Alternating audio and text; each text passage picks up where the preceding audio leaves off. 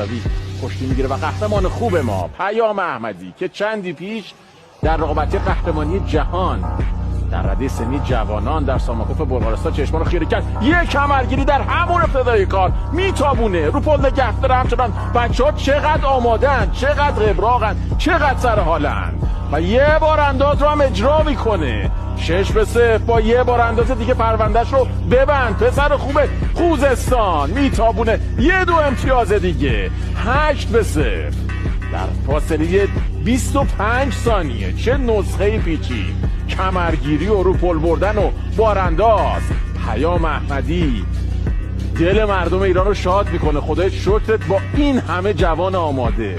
دلاوری های ما تمومی نداره. به یاری خدا امشب 3-4 تا فینالیست خوب داشته باشیم و دل مردم ایران باز هم شاد و شادتر بشه.